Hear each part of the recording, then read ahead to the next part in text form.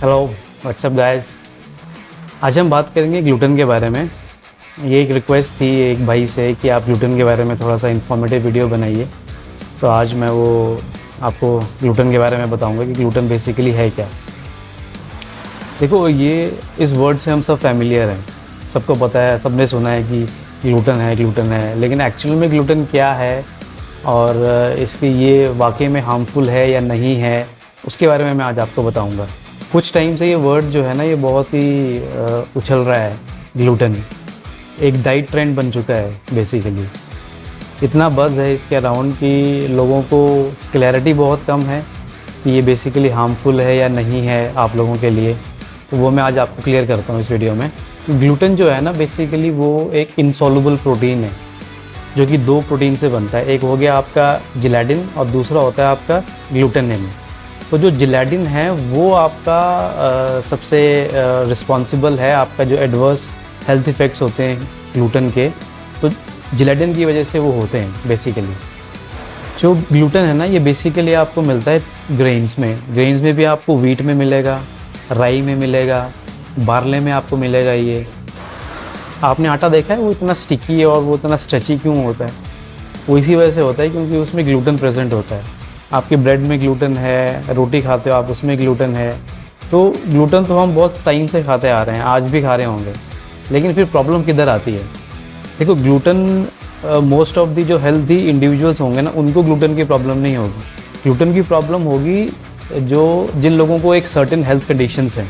Okay, अब वो लोग कौन हैं? अब वो लोग वो हैं जिनको सीलियाक डिजीज़ है, या जिनको ग्लूटेन की सेंसिटिविटी है, या जिनको व्हीट से एलर्जी है। तो ये कुछ लोग हैं जिनको ग्लूटेन से प्रॉब्लम हो सकती है। लेकिन मोस्ट ऑफ दी जो हेल्दी इंडिविजुअल्स हैं ना, उनके गट में ग्लूटेन जो है वो कोई डाइजेस्टिव सिम्टम शो नहीं करता है। इनफैक्ट वो इजीली ब्रेक डाउन हो जाता है आपके गट में। और जो ये लोग हैं जिनको ग्लूटेन की सेंसिटिविटी है, या सेलियाक डिजीज़ है, या व्हीट की एलर्जी है, उसमें क्या होता है कि जब आप ग्लूटेन इंजेस्ट करते हो इन द फॉर्म ऑफ, जैसे रोटी खा लिया आपने, या कोई ब्रेड खा लिया, पास्ता खा लिया, ओट्स खा लिए, ठीक है। ओट्स भी हो जहाँ पे जिस फैसिलिटी में ओट्स के साथ साथ आपकी व्हीट की प्रोसेसिंग भी होती होगी ना, तब आपका ओट्स में वो ग्लूटेन आ सकता है। अदरवाइज़ आपका ओट्स जो है वो ग्लूटेन फ्री होते हैं। अब जो लोग ग्लूटेन के लिए सेंसिटिव हैं, उनकी बॉडी पता क्या करती है, जब ग्लूटेन आप बॉडी में अंदर लेते हो तो उनकी बॉडी में जो इम्यून सिस्टम होता है, वो इम्यून सिस्टम एक इम्यून रिस्पॉन्स जनरेट करता है। वो क्यों जनरेट करता है? क्योंकि वो ग्लूटेन को प्रोटीन नहीं समझता। प्रोटीन की जगह वो उसको टॉक्सिन समझता है कि एक टॉक्सिन एंटर हो गया आपकी बॉडी में, या एक फॉरेन इन्वेडर, आप इजी लैंग्वेज में बोल लो कि एक फॉरेन इन्वेडर एंटर हो चुका है बॉडी में। तो वो उसमें क्या करता है कि जब वो एंटर होता है तो आपके वो, देखो आपकी बॉडी में दो इंटेस्टाइन होते हैं, एक लार्ज और एक स्मॉल। लार्ज से क्या है कि वेस्ट आपका बाहर निकलता है, और जो स्मॉल है, स्मॉल में आपका बेसिकली जो न्यूट्रिएंट्स की एब्जॉर्प्शन होती है और जो डाइजेशन होती है वो वहाँ पे मेल नहीं होती है। तो वो जो ग्लूटेन है, जब आप उसको इंजेस्ट करते हो तो वो स्मॉल इंटेस्टाइन की जो लाइनिंग होती है उसको बोलते हैं विली। उस विली को वो डैमेज कर देता है। और विली का जो मेन काम है वो यही है, आपका डाइजेशन को मैक्सिमाइज़ करना, और जो न्यूट्रिएंट्स जो होते हैं जैसे वाइटामिन्स हो गए या मिनरल्स हो गए, उनको मैक्सिमाइज़ करना, उनकी एब्जॉर्प्शन को। तो जब आप रिपीटेडली वो चीज़ इंजेस्ट करते रहोगे अपनी बॉडी में, तो क्या है कि वो जो इंटेस्टिनल लाइनिंग होती है वो डैमेज हो जाती है कम्प्लीटली। और जो ये सेलियाक डिजीज़ है ना, ये सबसे सीवियर फॉर्म है आपकी ग्लूटेन इंटॉलरेंस की। अब इसमें सिम्टम्स क्या क्या होते हैं वो मैं आपको बता देता हूँ। सिम्टम्स आपको कॉन्स्टिपेशन होगा, आपको डायरिया हो सकता है, आपको ब्लोटिंग हो सकती है, टायर्डनेस होगा, स्किन के रैशेज़ होंगे, ठीक है, हेडेक आपको हो सकती है।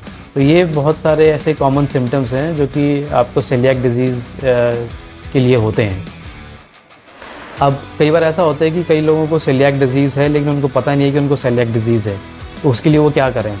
देखो, दो टेस्ट होते हैं। एक तो आपका ब्लड टेस्ट आपको करवाना पड़ेगा, और साथ में जो क्या होगा कि बायोप्सी होती है आपकी स्मॉल इंटेस्टाइन से।